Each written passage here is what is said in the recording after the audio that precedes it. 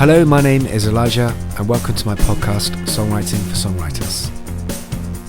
This podcast is all about celebrating the art form of songwriting. I talk to special songwriting guests, producers, and artists about songwriting, making records, and how music shapes artists' creative visions. My aim is to create a resource library of conversations with some of the most successful songwriters, legendary artists, cult heroes, game changers, and my own personal heroes and influences to inspire you, the songwriter or music fan. As a songwriter myself, me and my guests go deeper into the creative activity we love the most and which we are all obsessed by, songwriting. You can also get yourself a copy of my book, The Songwriter's Handbook, from Amazon, in paperback form or on Kindle, which is filled with 52 songwriting challenges and themes to help you find a spark or seed of an idea for your next song, or if you've never written a song before, for your very first. The theme music for this episode and this season is a track called Wake of the Dawn by my band The Gravity Drive. You can find that track on all streaming platforms and also from thegravitydrive.com, taken from the album The Wild Light.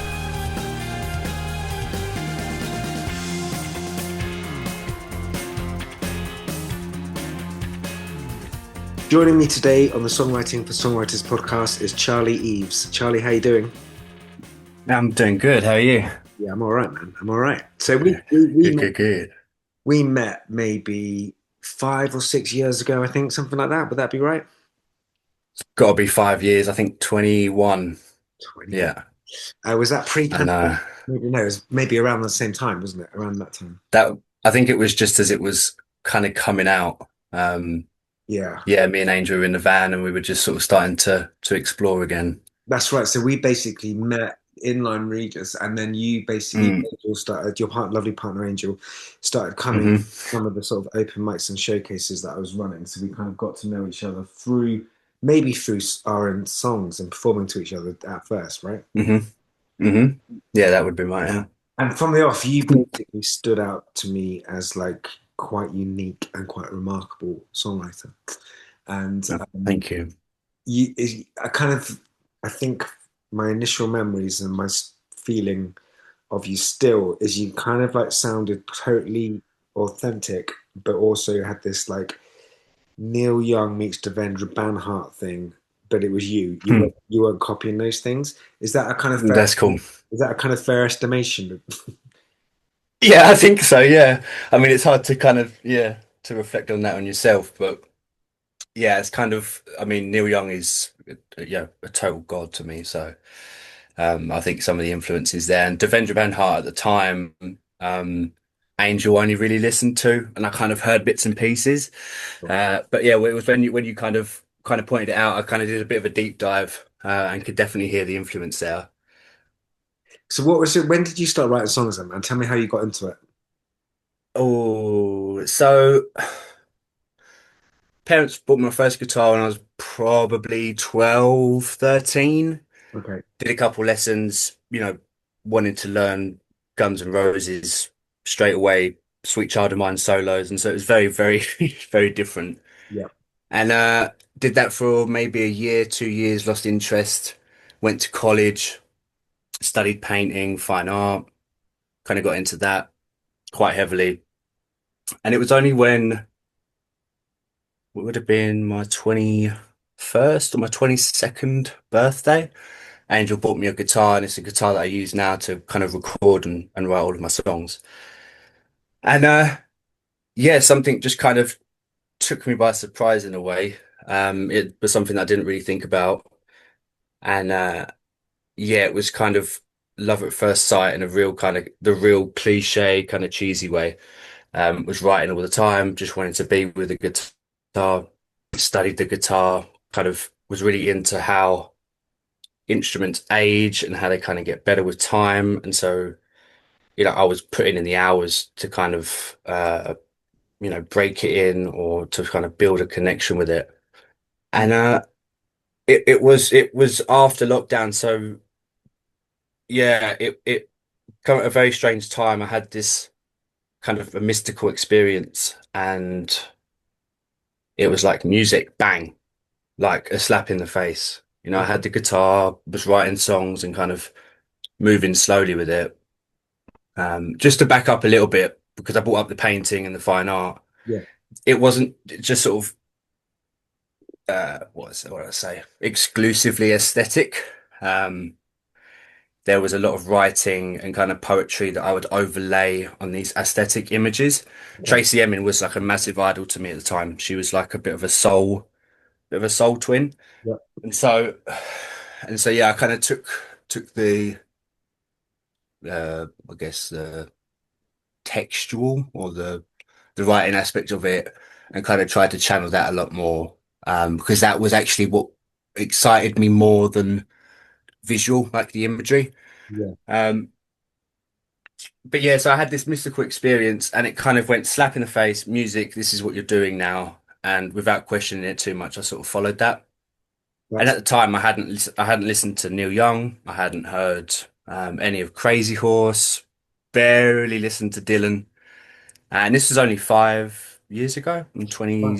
28 now. Yeah, so first time listening to Neil Young at 22 is like, and we were living in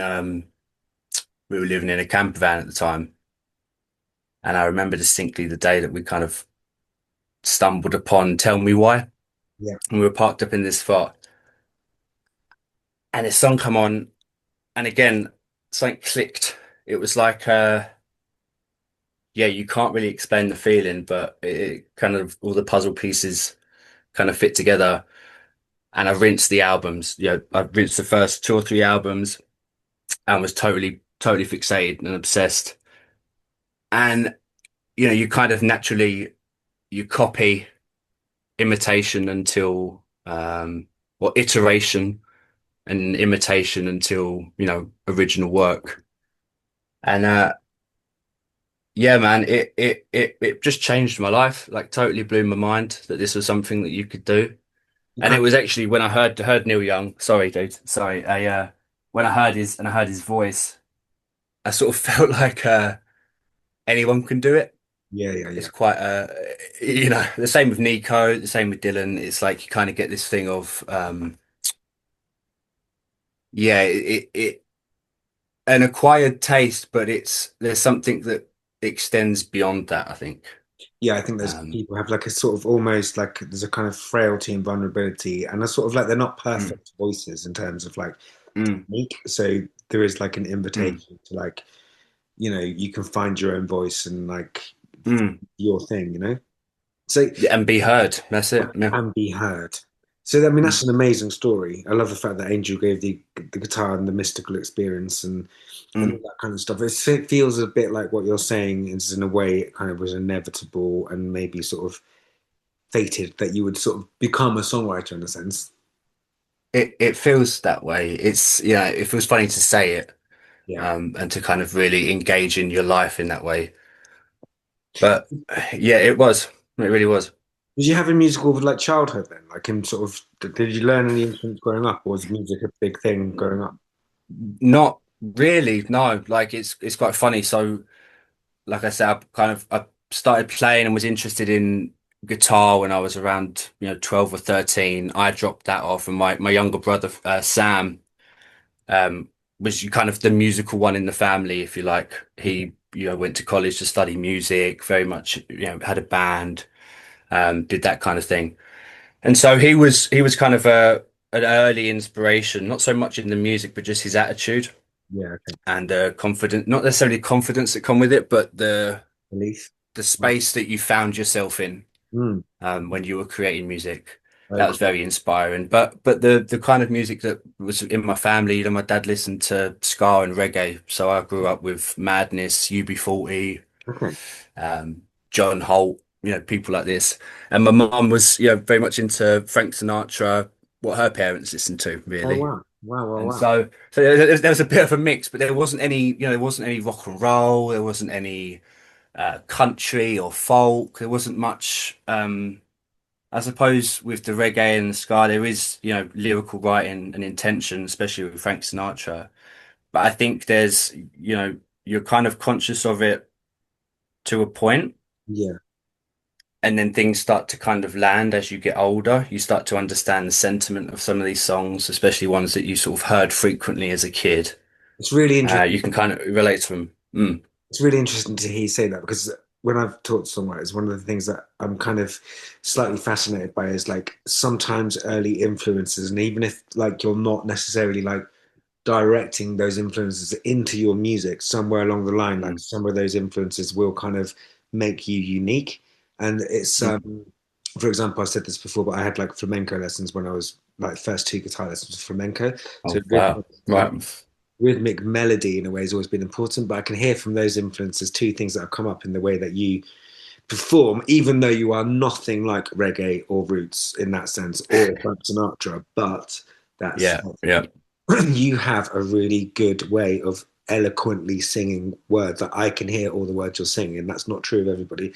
And there's some sort of like you don't play reggae rhythms, but Mm, rhythm is quite integral and clearly pronounced in your songwriting. Like you are not a songwriter who's like strummy, strum, strum, strum. Like rhythm, there's like clearly mm, defined rhythms and kind of like interplay between the melody and the rhythm on guitar. So it's quite interesting to hear mm.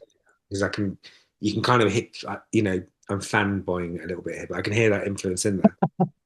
You're good. No, I appreciate it. Yeah, it's articulation was something I was always fascinated with, and because you can hear the difference. You Yeah, can hear when something's articulated and when something isn't. And again, listening to like Frank Sinatra, and even a lot of the reggae artists, UB40, it's like it, it's kind of the point, and like the lyrics are so much a part of. Obviously, there's so much part of the song, but the way that I see it is like the lyric is the melody in a way. yeah, And so the way I kind of approach songwriting is very simple. It is just the guitar and vocal, but the vocal harp, like the vocal melody is kind of everything. yeah, Like the chords kind of carry this foundation, and then it's from, it's with the words that, when you're the phrasing, the amount of syllables per verse. yeah. Um, yeah, I love it, and There's also I like think you do this thing I think where there's like so like I always consider myself to be like not a singer and not a guitarist. I'm a singer-songwriter because the two things are like yeah, the voice and the guitar and the interplay between the chords carrying the mm, melody or the fact that sometimes it's really bloody hard to sing without the guitar in your mm, hands. It's like the whole singer-songwriter thing is like a kind of it's like its own zone, isn't it? You know, it's kind of mm. it plays in together. Yeah, yeah, yeah. I talk to Angel about this a lot, and I don't really even consider myself a musician. Yeah, This is the so, weird thing. Like I'm not a guitar player. Like mm, I'm not technically, profound, and even the writing is not. It's okay, but it's when you approach it without thinking technically about the chord patterns or um, necessarily having the perfect technique with singing. I think when you approach it with that rawness, it's like painting. yeah, It's like you're not the brush and you're not the paint, but you're this other thing that's kind of conducting it all together. that's great. And so That's I true. think the biggest part is just removing yourself from it. It's just Yeah. allowing whatever's coming through to come through without too much, yeah, intellectualizing it, I guess. That's totally true. I'm going to just say to the people that are listening to this, some of you may not be aware of Charlie Eaves, and you've just caught him with expressing humility by saying his writing is all right, it's okay. Let me guarantee you, Charlie Eaves is a stunning songwriter, and I love his work. And if you haven't checked it out, you should check it out. And he's being humble there because he's brilliant. I just have to say that. Um, so Thank you. where you're at right now, because like I said, Mm, I've spoken to some big names on this podcast and some mm. cult heroes of mine, and I think you might be the first person I've spoken to who is like at a kind of younger point in their journey than maybe some of the other people I've spoken to, and I consider you to be as good as any of those people. So that's again me fanboying, but like, where are you currently at with what you are doing, and where can people hear you right now? So where I'm at now is I'm kind of in the middle of kind of everything I do is by myself, and so it's I'm very naive when it comes to mixing, recording, and things like that. It's very much just if it sounds okay, then it's good enough if I can hear the words and things like that. Yeah. Um, but right now I'm kind of in the middle of mixing and mastering it would be my third self-released album. Amazing. That's coming at the end of May. Um, I have no name for it yet, but it's one of those things that you put a net out and you wait for a bit of a pull. Yeah. Um, but yeah, I mean, I've released my second album in, I believe, October or July. Must have been July last year. It's called Take It All, and that's on every platform everywhere. But that was my first sort of full kind of awareness of what I was doing. Okay. With real intention to kind of put this body of work together. But like I mentioned before, me and Angel were living out of a van, and I had my recording equipment there, and I released an album there called Songs from Moya, and I think that's on SoundCloud now. Okay. Um, but that was my most earliest work. So yeah, the moment where I'm at is about to release my third album. That's coming at the end of May, and yeah, just really trying to deepen the connection to whatever it is that's kind of coming through. There seems to be a bit of um, I don't know, a crossroad at the moment where it's very, very different to my last album, but obviously it's me, so it's going to have the same kind of quality. But it's like anything. It's like having a kid, right? A child. It's you don't really know what you're going to get Yeah. until it's the day. So it's yeah. You've I also think got that's where I'm at. you've also had like plays on BBC Introducing as well, which is good. Yep. It's kind of when you first Yep. when I remember getting those early radio plays, and it's not like the love of doing it is why we do it. But when you get that Mm. little bit of a kind of come on, when it gets played on radio, Bit of recognition, yeah. yeah, there is a level of like something going on there, which is like I don't know exactly what it Mm. is, but like how did that help Mm. you? Did that kind of give you some Yeah. confidence in what you're doing? Oh, helped me massively. Helped me massively. I mean, the last radio play I had was on a single that I released again about probably October last year called Hard Line, and that was very much a throwaway song. Hmm. I was kind of in the middle of recording two other tracks for this album, and you know, kind of made a cup of tea, sat down, played a couple chords, and this song come out. Brilliant. So I recorded it, edited it, released it sort of straight away. Something felt right about it. Yeah, Uploaded it to BBC, and within 2 days they'd fantastic. accepted it, listened to it, and wanted to play it. And I've had a couple of songs play via BBC Introducing, which it's you can't really explain it because it's not for the validation or the recognition or anything like that. It's just that there's some kind of nod from the universe that's like you're on the right track. Yes, yes. And even if people don't listen or they don't catch the tune or whatever, it's still out there. You've kind of made that ripple. There's a vibration that's happened, I think it's and quite important. It's just like, especially when you're kind of in an early stage of your career, just to get a bit of like, for like the spark to catch a little bit is quite important, I think. yeah, I think you kind of know what then to not to aim for because you can't kind of set a precedent song per song, No. but yeah, it's.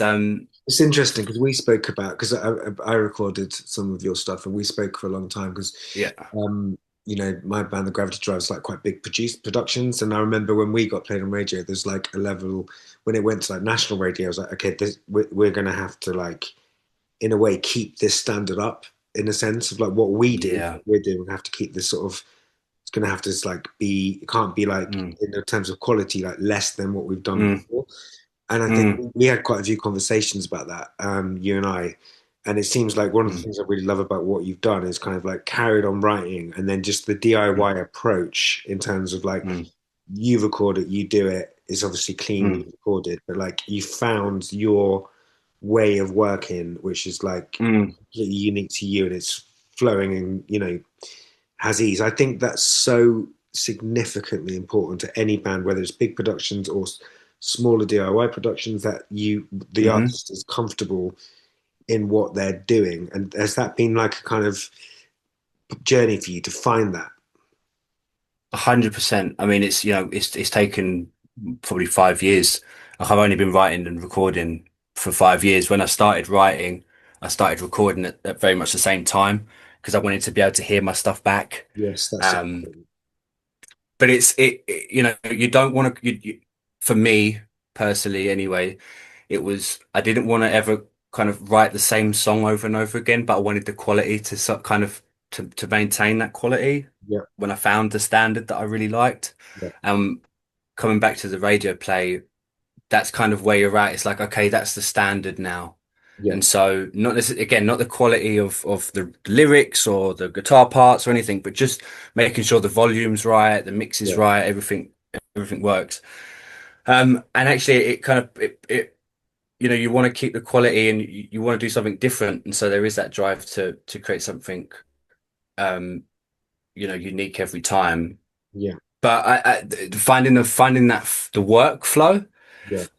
took a long time, kind of upgrading equipment. Like I said before, I had a younger brother, or my younger brother Sam, um, as does music production, and so I kind of rack his brain and for what microphone for this, and what program for this, and Great what's stuff. the best way to approach it. And so I think once you've done that, once you've got the setup, and again, it's not all about the gear. It has to be the passion first. And I think if you have that raw energy kind of buzzing, you find a way. I mean, I Yeah, started off recording it on my phone and then sending the phone recordings to my computer and then kind of chopping and splicing things together. So I wasn't even recording live. I yeah, was kind of having to dub things and it was very janky, but you kind of, I think you get there anyway. You don't have to have too much know-how. I think it's more just the drive to create. yeah. You're right about that. I actually today was Mm. I got an email today. It's just I might even read the reply I read because it's so ridiculous. Where Yeah. the music course were like, oh, I don't know what they are. I don't even know how they why I had that in my email. And I'm Mm. making a point here. It'll take me a minute. But like the thing was like, oh, do you want to join like this 3 months for free program in which AI can help you produce your music? My email back was quite direct. But the reason Mm. I'm bringing this up is that there is no, I think a lot of songwriters will, if they use AI, skip the integral and important step that you've just spoken about, where the Mm. drive to create something, even if you haven't got the right equipment, even if it's jangly and you're dubbing in phone recordings and just starting, it's like you find your process through the mistakes Mm. and through the kind of just necessity of using a phone recording. You will find your path Mhm. that way, right? Mhm. And that is Yeah, what I'm absolutely. hearing you is that you found your way of working through finding your way of working. Mm. That's Like it. It's the only way. You learn by doing. It's not, you know, you can't teach passion. It's an interesting place you find yourself in, when you when talk you're about trying to give advice. when you talk about Yep. passion and rawness, like this is something which is really. I saw you, heard you play on 2 days ago, and Mm. one of the things that always stood out for me was like, Jesus, this guy's like right in. I'm right into his like world, and I'm right into his passion, and Mm. rawness. And it's not like shouting passion or rawness, but like I'm into your world and the performance, right? Um, Mm. are you, or do you find that when you perform that you easily get into that space? I mean, the performing is you shit yourself every time. It doesn't matter how much how much you've performed or played or anything like that. And I think if I always try and set an intention, and Okay. so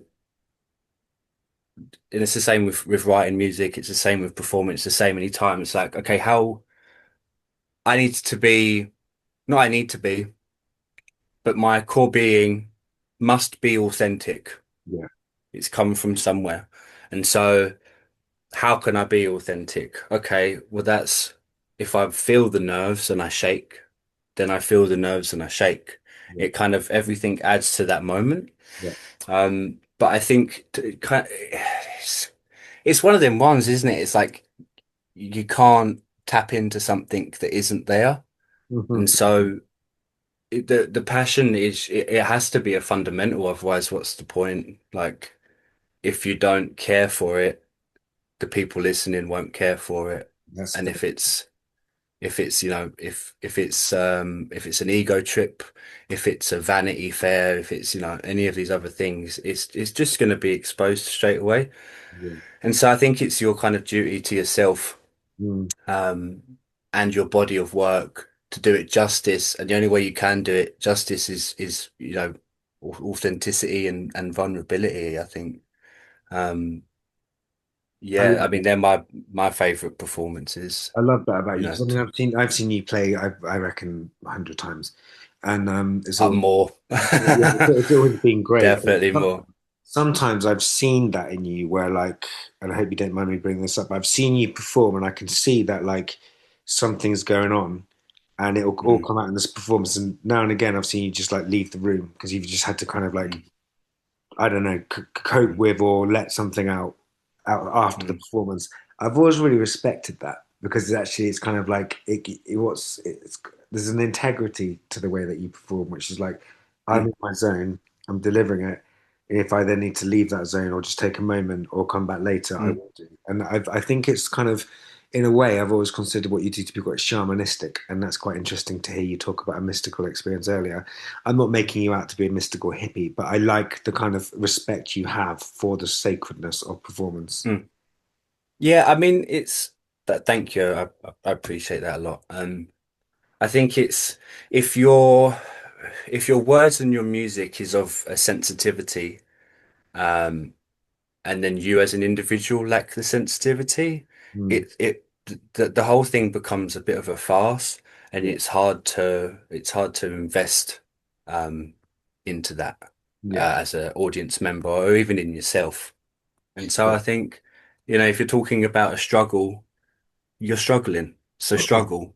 Yeah. Don't sing about a struggle and be the king afterwards. It's just there has to be some kind of not necessarily consistency because you can sing a sad song from 10 years ago and not be sad anymore, of course. But I think if you're yeah, I think if it's not adding, if it's not balanced, then I think it kind of crumbles just naturally, I think.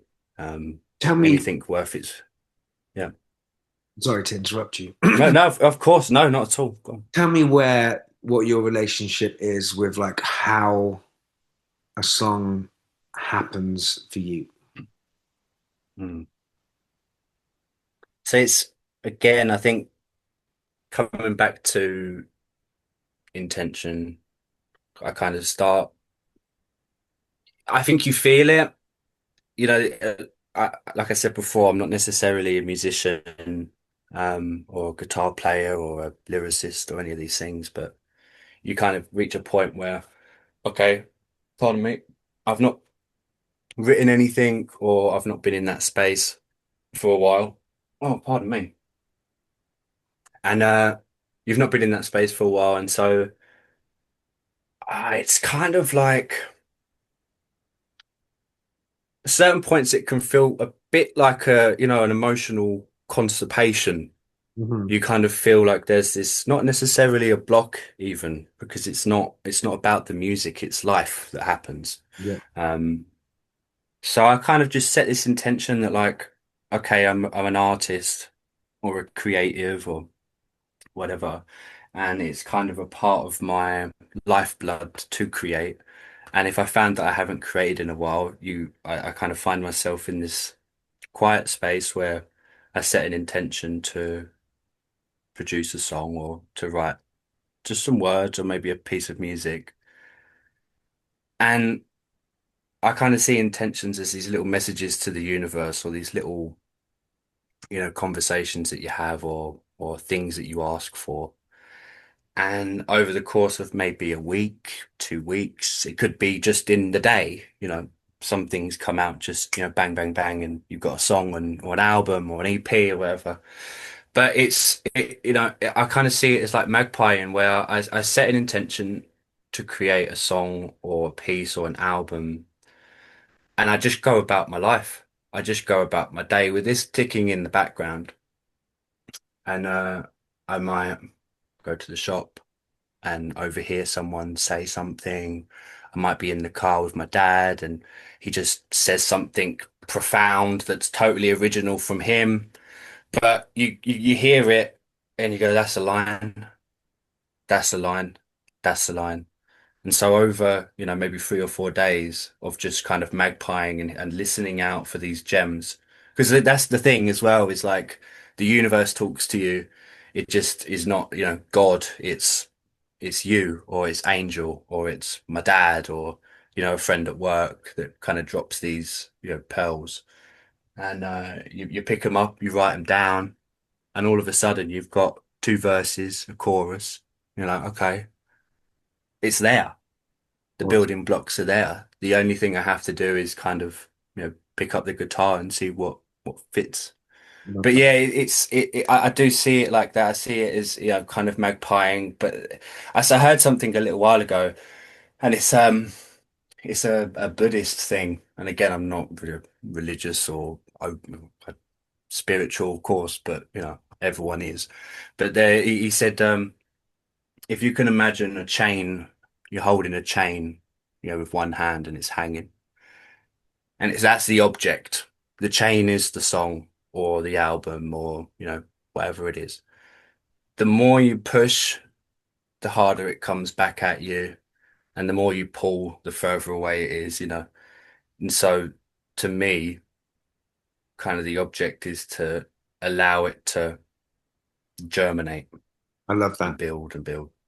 I love Mm. that. I was going to just ask you about advice for a songwriter, but I think you've just given it. So that's a beautiful Mm. piece of. Thank you for that explanation. Um, Mm. so your album's coming out at the end of May, and it doesn't have End a of name yet. May. But everybody who's listening, No you need name. to go and check out Charlie Eaves on all listening platforms. I'm going to ask you this final question, which is the question I ask everybody, which is if you could have written any song that has existed, what song do you wish you could have had running through your veins? Wow. Wow. Hmm.